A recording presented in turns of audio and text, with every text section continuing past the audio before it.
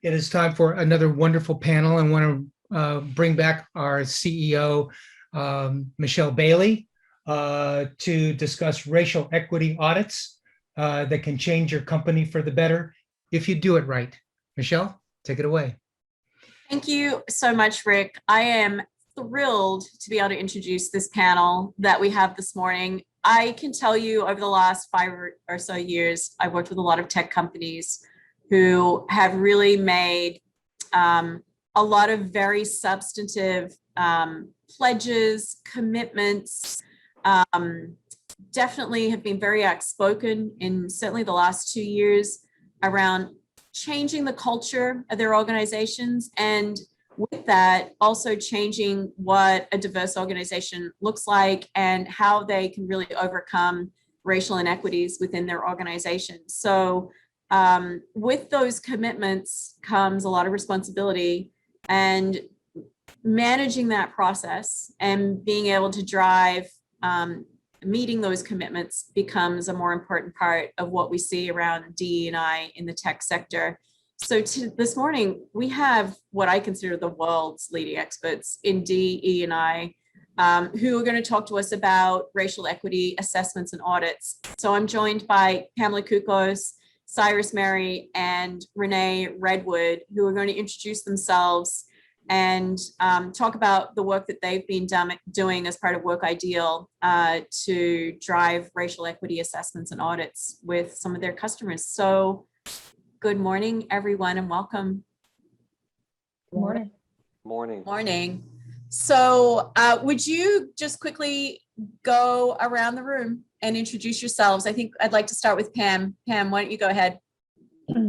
Thanks, Michelle. Good morning, good afternoon, wherever you are in the world. I'm Pam Kukos. I'm the CEO and co-founder with Cyrus of Working Ideal. I started my career as a civil rights lawyer, going in and really trying to identify policies and practices that were discriminating, particularly in big companies. And I actually worked early in my career, going back, I think, over 20 years now at Cyrus, for Cyrus's firm. And I was also at the Department of Labor's Office of Contract Compliance Programs, similarly doing evaluations of policies and practices. And so in 2017, Cyrus and I launched Working Ideal. We wanted to take what we learned about where things go wrong and also what kinds of programs make companies successful. You know, Cyrus is very well known for the Rooney Rule, which I'm sure we'll talk about today, but that came out of some work that he and I did in a case against the Coca-Cola company, which Renee also has part of that story as she was on the court-appointed task force there. So we try to think about, you know, what's important to make change, also what's practical, and then I try to bring in my perspective as a social scientist in terms of the research and learning. And we're just here today to share what we've learned and try to demystify a little bit this idea about how do you evaluate your company, your organization, and how do you use that as an opportunity to make it more successful. Thanks, Pam. Cyrus? Sure. Well, as Pam noted, she and I co-founded Working Ideal 5 years ago. We're very excited about taking the teachings we've learned across industries and over a long period of time. And there's no doubt in our minds that with the right leadership, using the right tools, that organizations can lift up to the next level on equal opportunity. And so it's a pleasure for us and a privilege for us to be part of that over the years and the years to come. Thank you, Cyrus. Renee Redwood? Yep. Good day, everyone. I'm Renee Redwood, and it's a pleasure to be here with you this afternoon. I'm the CEO of Redwood Enterprise. I work in what's known as a collaborative business model, meaning we bring to bear the talent that we seek to provide sustainable solutions to our clients. And I work in collaboration with Working Ideal. And we seek to actually model the behaviors we want to impart, not in the content of our work and our strategies, as well as in the training and learning and development work that we do. So we come together, again, for creating equity and unity in our relationship. And so we want to be able to share with you some of our learnings, as well as information that's founded in pedagogy as well. So it's a pleasure to be here. Thanks, Renee. Good morning. Good So morning. I would like to start by asking you, and we can go around, what is a racial equity assessment and why would an organization need a racial equity assessment? Who would like to start? Michelle, if it's okay with you, I'll start with the why and why now. And I know Pam wants to talk a little bit more about what's involved in it. And I think Renee's going to wrap us up at the end. So, but why now and why should we do? Well, first of all, to be in front of this audience is a great privilege because I know all of you value diversity and inclusion. All of you have want your organizations to get to the next level. And there is no better moment than right now. And I'll go through that here in a second. First of all, if a company really embraces a racial equity assessment, it's not just going to be ultimately on race, but it will help all protected classes. It will help women. It will help other ethnicities. It will lift up an organization. And it brings an organization a competitive advantage. All the social science, and I know, Michelle, how much you value research and science, points to diverse organizations, genuinely diverse organizations, have a competitive advantage, have more innovation, have better business performance. And Pam and I documented all of this in a kind of a white paper we gave the SEC 4 or 5 years ago. And that is part of the picture that's going to help lead the SEC today to expand disclosure requirements of publicly traded companies to include D&I before the Biden administration in the next couple of years under this administration. We're very confident about that. Another reason why it's so important is because it aligns an organization to its values and to the CEO and top executive EVP leadership. So the key that we've seen over the years is organizations have kind of gotten stuck a little bit in terms of going through the motions, but not getting quite the results. And if you do an assessment, you can really get to your baseline and develop a strategic plan to get to the next level. But why now? Well, why now? I think literally there's no better moment. The nation has focused more on racial equity than any time in at least a generation. Younger employees are demanding it in particular, but all employees are demanding to see a commitment. Shareholders are demanding it. We've seen activity from everywhere from the state of California passing a law regarding the gender diversity, for example, on boards, to NASDAQ and others really pushing this forward. And we believe that the SEC is going to make a major commitment in this area. So from a shareholder point of view, also from a customer base point of view. And as we've been articulating the last couple of years, but really kind of became more apparent over this last year, is just how much equal opportunity, upward mobility is tied to a strong democracy. And so I do believe that there's a moment right now where democracy is trying to emerge and revitalize in the face of kind of autocratic tendencies out and around the world, that this is our moment to really embrace racial equity, overall equal opportunity. And it's really a patriotic duty now for each company to do that. And what I think all you could do is we could hopefully provide you some of the tools and ideas that'll help you be effective internal advocates, because internal champions are so critical for companies to get to the next level, and we can be a resource for you. But a lot of it might seem mysterious. So to demystify this a little bit, I'm going to hand it over to Pam to take it from here. Thanks, Cyrus. Great. So I was going to talk a little bit about some of the kind of nitty gritty of how this works, right?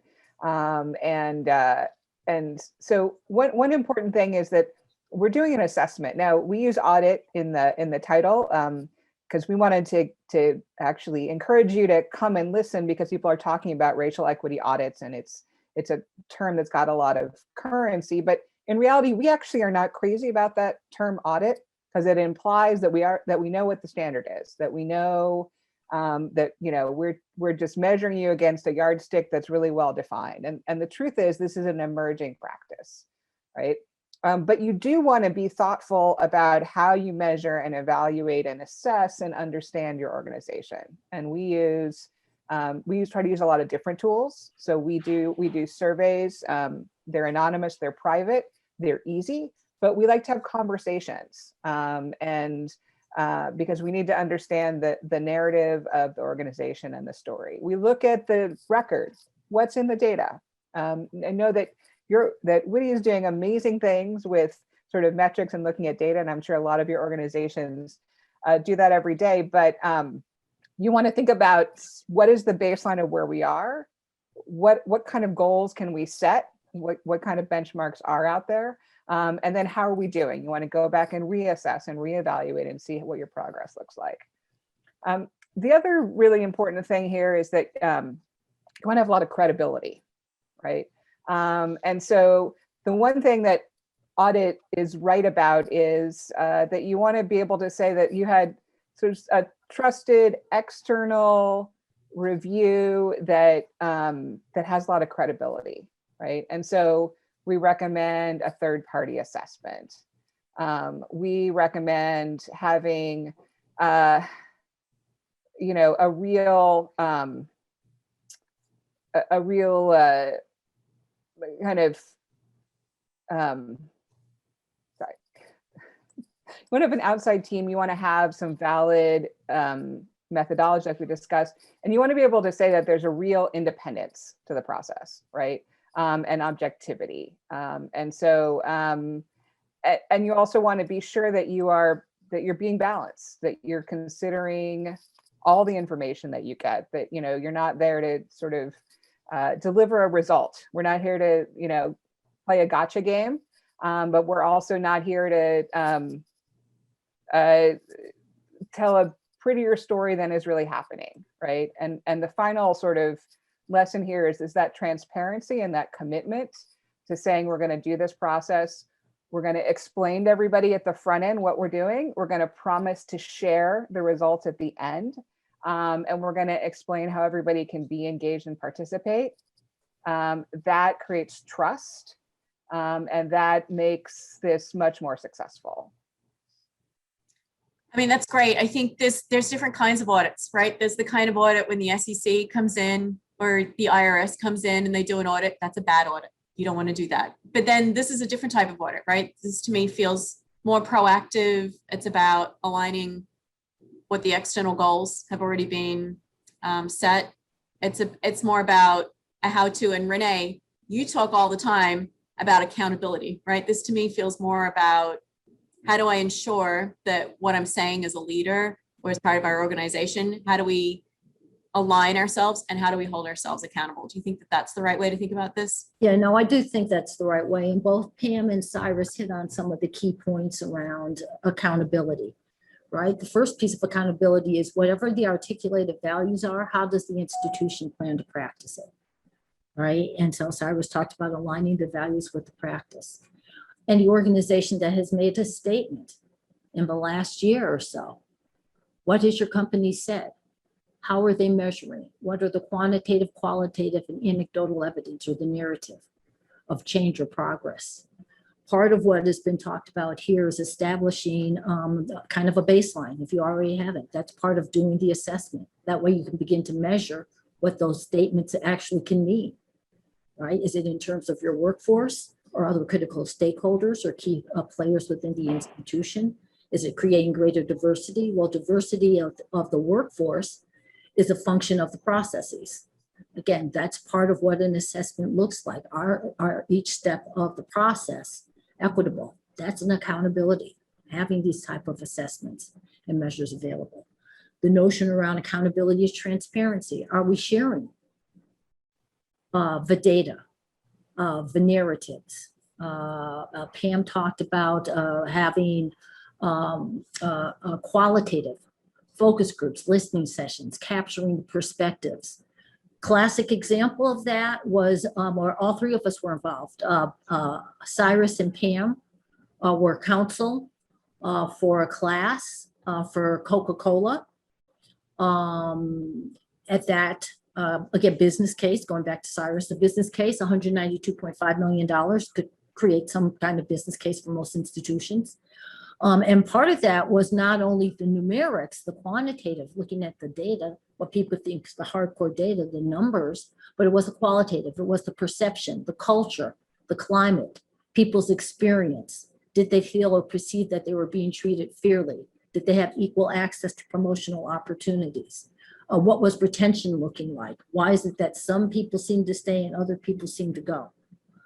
So these are all ways in which we begin to practice accountability, that it's not just the numerics, but it is the qualitative, the experience. And part of an assessment is helping to establish a baseline, as well as identify critical measures going forward for the particular institution. So I know we don't have all day to practice accountability here, so I'm going to turn it back over to you, Michelle.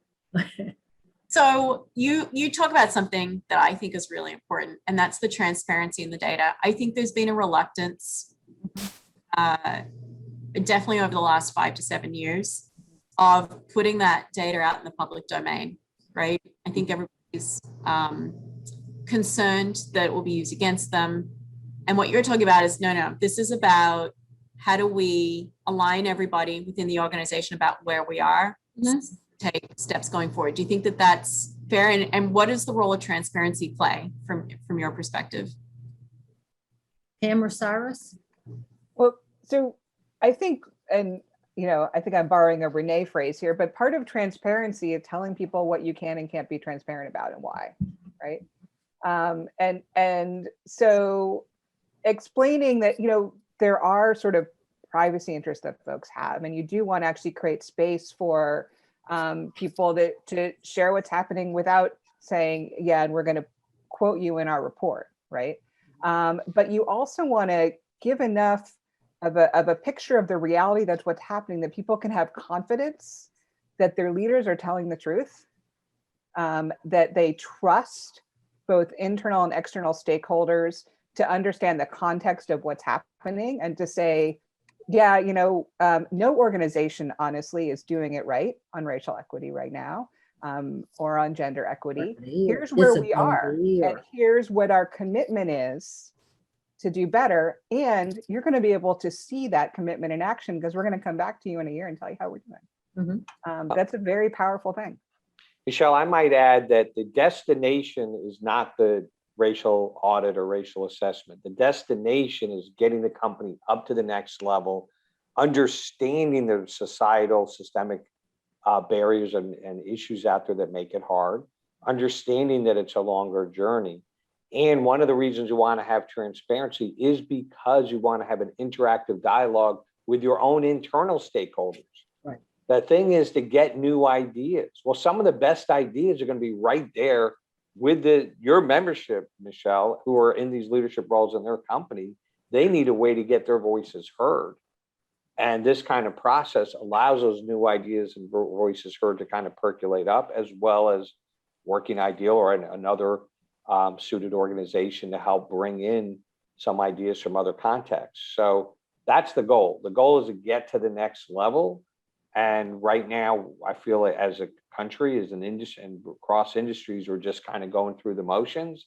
And we have to go from that modem to something we're actually getting results. And we can do it because we have done it. Renee's talked about with Coke, we did do it for about a 15-year period. Coke had a 1,000% increase of African-American leaders. As a result of the work, the task force that Renee was part of, and Pam and I's kind of catalyst to help get that started. We've seen it work with the Rooney Rule, where we've had a dramatic increase in the number of African-American coaches being selected in the National Football League. So it went from 1 or 2% to a steady rate of 20% over a 20-year period. Well, we'd like it to be 40%, but 20% is 4 or 5 times better than it was before. So we have seen the results, but some of the best ideas are going to be from within. But there needs to be a process to get there, and some of the best ideas are going to be, what veterans being on the front lines, like the panelists here, can bring to share too. Well, and those two organizations that you just talked about, think about how they've grown over the last 20 years, right? The strength of the overall organization when you think about the NFL and you think about Coke as an organization. I mean, think about how they've really blossomed in the last 20 years and really grown with the economy. So I think those are two incredible examples, Cyrus. What do you think? Go ahead. Michelle, I just want to say something. I want to go back to, Pam's comment earlier about this work. Part of this transparency is about everyone has opportunity within the organization, within your span of control and sphere of influence. And transparency allows everyone to see themselves as part of the solution, part of creating opportunities, engaging in opportunities to go forward, both in their individual role as a team, whatever the work unit is, then as an institution. That transparency also helps with retention. So it really does create an opportunity to say, look, here's where we are and here's where we want to go. And we recognize that there's going to be lead data and lag data. Some of the numbers that, that Cyrus and Pam have mentioned, or I've mentioned, is that it's what we would call the lag data. That's some of the diversity, but the lead data becomes, what are the processes? What are you doing with regard to recruitment? How are you doing position descriptions? What are performance appraisals looking like? Are we looking at equity with regard to pay and benefits? Are we creating a welcoming work environment? How are we addressing accessibility? Those are all functions within institutions that everyone has an opportunity to influence because of their role within the institution, but being able to say, well, what is our structure and what's our process? And so this creates that kind of opportunity for people to have a better voice, a bigger voice in helping shape the, the workplace that they want to be in as well. I'm so glad you brought that up, because to me, it's complex, right? This is not simple. I started getting into this about 8 years ago. I was like, how hard could this be? This surely can't be this difficult. And it is difficult because it's nuanced and it is complex. And it's a big change management process. That's the way I look at it. And to me, part of the heart of change management is bringing everyone along with you, right? What you're describing is how the entire organization help architect this looks like. So, from my perspective, how do you ensure, what does it really take for that next? I think of this as sort of a generational shift in how organizations are run. Key to making sure that this moves forward, is it leadership? Is it change in leadership? What is it that you think are two of the three of the real success factors when you look at an organization that's able to make this shift? What are the 2 or 3 things that you think are really critical as part of that transformation that they'll undergo? And what do you know what works? Yeah. I know that you know what works. Well, Renee, I would. do you want to start that one? We've had a lot of conversations about this. Are you asking me, Pam? Yeah. Well, I'll just go back to the Glass Ceiling Commission recommendations, okay? If nothing else, right? We talk about leadership from the top, right?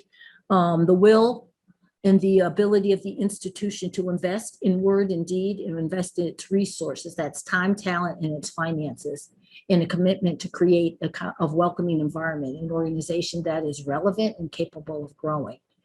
I would say the other piece on this, again, going back to everybody within everyone's span of control.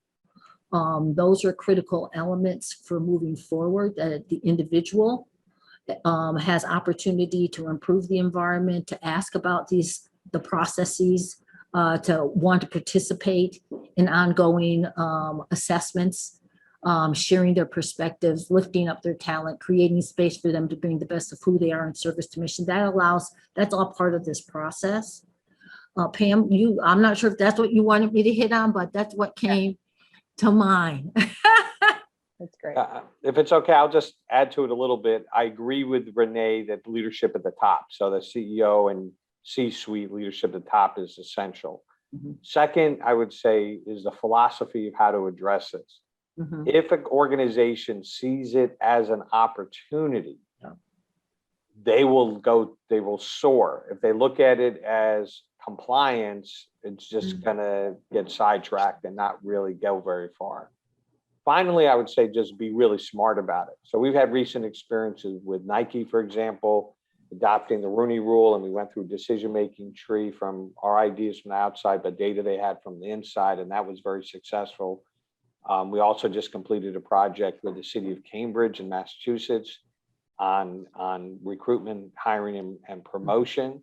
And it was a very interactive process, engaging senior leadership, and they were open to being thorough and comprehensive. And so just being smart about how you do it.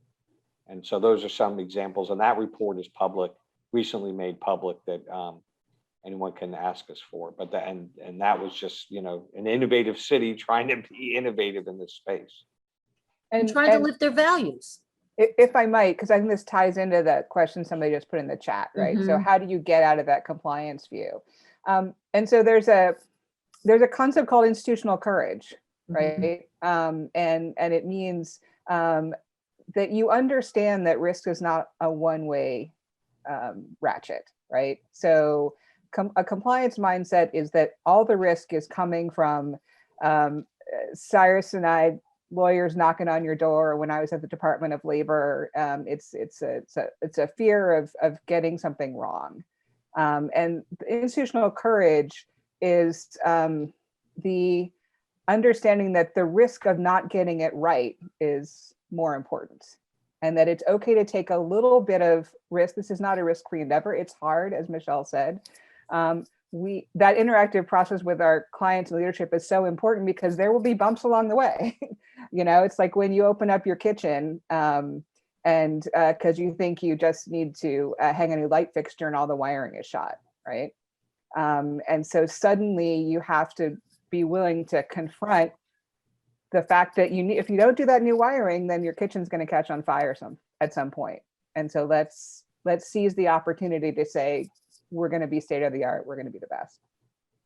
I'm just responding to Michelle, a couple of the questions that came in through the chat. And so just to address them quickly, how do you help the C-suite move from compliance? I think it's just competitive advantage. If companies do not embrace D&I with as much power that they do with other forms of innovation that they do to create a product, and don't value this, they're going to be left behind. I mean, so it's just to keep up, you have to do it, and to get a competitive advantage, you have to do it. And then one question was about the timing. I think you have to look at it as a 3 to 5 year commitment. Michelle, you said you were daunted when you, you didn't think it'd be so hard, but this is hard stuff. Hard. So you have to do, let's say, assessment within a year, and then a few years to kind of implement, monitor, revise, come up with new ideas. So it should be looked at as a 3 to 5 year effort. And I would say it's hard, but it's not that hard, right? There's got to be a commitment and a will. You've got to have clarity of purpose, right? You have to have, again, resources, application of resources, budgets and statements of priorities and values. And for the reasons that have been stated, the business case, even the process itself is an enabler of business.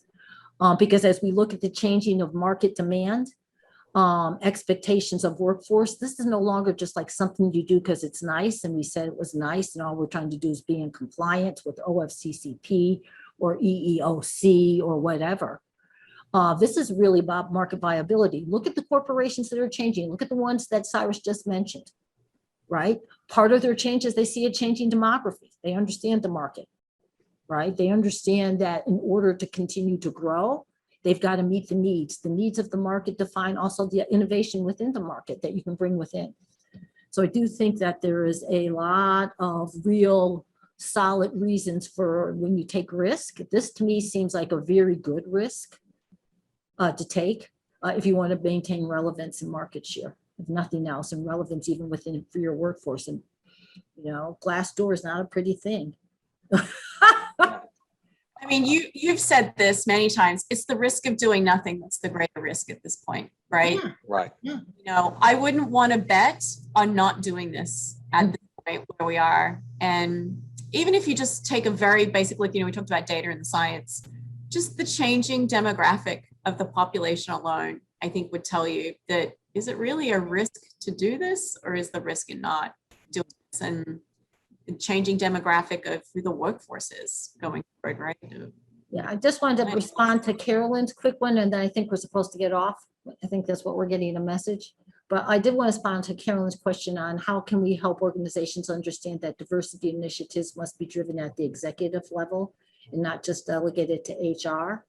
The embrace of diversity has got to be within all aspects of the institution. HR is about the people processes to some degree, but so is in supplier diversity, purchasing, governance, decision-making. As we just talked about, all the business case. So that is much bigger than HR. It is one of the players. It is one of the roles. It has a significant role, but by itself, it doesn't change or monitor culture. Everyone's responsible, leadership from the top, engagement, again, the practice of accountability.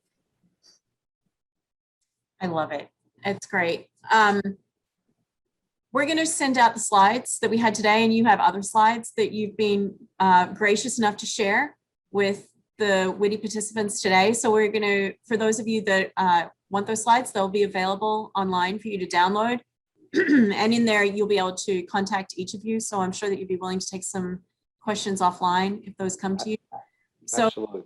I'm really very, very grateful that you joined us today. Thank you for this insight. I think it gives everyone a roadmap for how they think about really institutionalizing and systematizing diversity and inclusion within organizations, particularly the tech sector. So thank you. Thank you all so much. Thank you. Thanks a lot.